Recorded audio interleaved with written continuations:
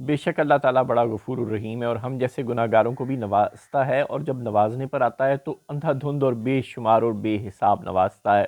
وزیرستان سے گزشتہ 2-3 مہینے کے دوران 3-4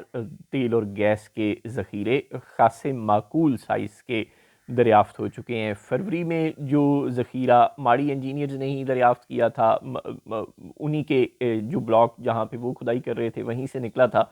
2 کروڑ 38 لاکھ مکعب فٹ وہاں سے یومیہ گیس حاصل ہو سکتی ہے، اور تقریباً 122 بیرل خام تیل بھی وہاں سے یومیہ حاصل ہو سکتا ہے۔ ظاہر ہے تیل کی مقدار ذرا تھوڑی ہے، لیکن خام گیس کا بہت بڑا ذخیرہ تھا یہ۔ پھر مارچ میں انہیں ایک اور ذخیرہ ملا، یہاں سے 2 کروڑ 5 لاکھ مکعب فٹ یومیہ گیس دریافت ہو سکتی ہے، اور تقریباً 117 بیرل تیل بھی یہاں سے روزانہ نکالا جا سکتا ہے۔ پھر انہیں ایک اور ذخیرہ ملا اپریل کے شروع میں ہی، یہاں سے تقریباً 1 کروڑ 30 لاکھ مکعب فٹ یومیہ گیس نکالی جا سکتی ہے، اور تقریباً 20 بیرل خام تیل نکالا جا سکتا ہے۔ اور اب او جی ڈی سی ایل کو بھی ایک خام تیل اور گیس کا ذخیرہ مل گیا ہے۔ یوں اللہ تعالیٰ تو ہمیں نوازنے پر ہے، اور بے حساب نوازنے پر ہے، لیکن کیا وزیرستان کی سیکیورٹی سچویشن ایسی ہے کہ وہاں آزادی سے کوئی کمپنیاں تیل اور گیس کی ایکسپلوریشن کے لیے کام کر سکیں گی؟ کیا پشاور اور اسلام آباد کے مابین، وزیرستان کے لوگوں اور راولپنڈی کے مابین ایسے تعلقات ہیں کہ وہاں پیسفلی کام ہو سکے، اور جس پروجیکٹ پر کام شروع ہوگا کیا اس کے متعلق کوئی نیا تصفیہ، کوئی نیا تنازع کھڑا نہیں ہو جائے گا کہ اس پر حق کس کا ہے؟ صوبہ اپنی ملکیت پھر جگہ جتائے گا اور وفاق اپنی ملکیت جتائے گا، باوجود اس کے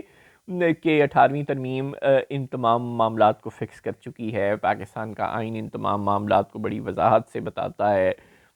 صوبوں کے جو ریسورسز ہیں ان پہ صوبوں کا حق تسلیم کرتا ہے پاکستان کا آئین،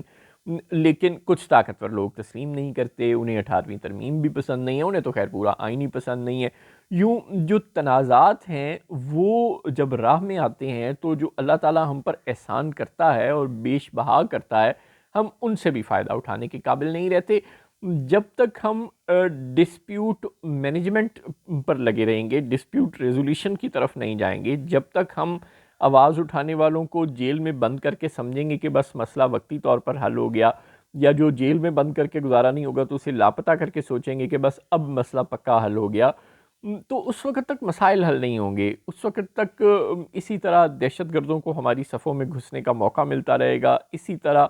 ان اللہ تعالیٰ کی نعمتوں کو متنازع بنانے کی کوششیں چلتی رہیں گی، اور جس طرح ہم دیکھتے ہیں کہ آئے روز بلوچستان میں گیس پائپ لائنوں پہ دھماکے ہوتے ہیں، ریل کی پٹڑیوں پہ دھماکے ہوتے ہیں۔ اب یہ چیزیں ہمارے لیے نعمت ہیں اللہ کی، ہم ان ریل کی پٹڑیوں کے ذریعے تجارت کر کے ایران اور ترکی تک اپنا سامان اور بہت آگے تک اپنا سامان پہنچا سکتے ہیں، سینٹرل ایشیا تک ہم ان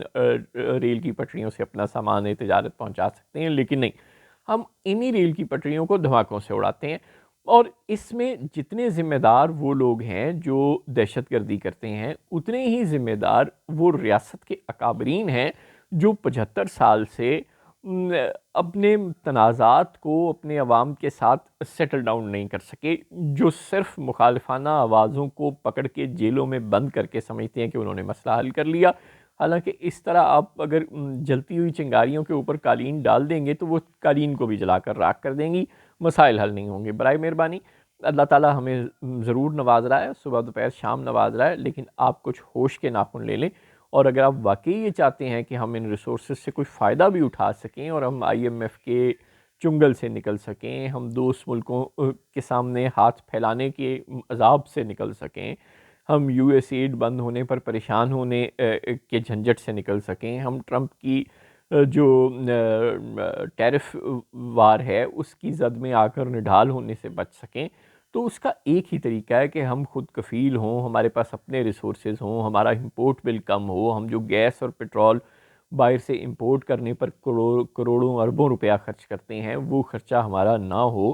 اور یہ تبھی ہوگا جب ہم ہوش کے ناخن لیں گے، ہم شرم کریں گے، ہم اپنے ملک کے سیکیورٹی پرابلمز کو جب تک سالو نہیں کریں گے، اور جب تک ہم صوبوں کے حقوق کو تسلیم نہیں کریں گے، جب تک ہم کانسٹیٹیوشن کے مطابق ہر اکائی کو اس کا حق دینے پر آمادہ نہیں ہوں گے، تب تک یہ مسائل اسی طرح چلتے رہیں گے، اور باوجود بہت سے ریسورسز ہونے کے ہم ان سے فائدہ نہیں اٹھا سکیں گے، اور باوجود ملک میں صلاحیت ہونے کے ہم قرض در قرض کے چنگل سے نہیں نکل سکیں گے، اور پھر آپ چاہے جتنی مرضی میوزیکل چیئر کرتے رہیں، جتنے مرضی حکمران بدلتے رہیں، اس وقت تک ملک معاشی طور پر انڈیپینڈنٹ نہیں ہو سکے گا۔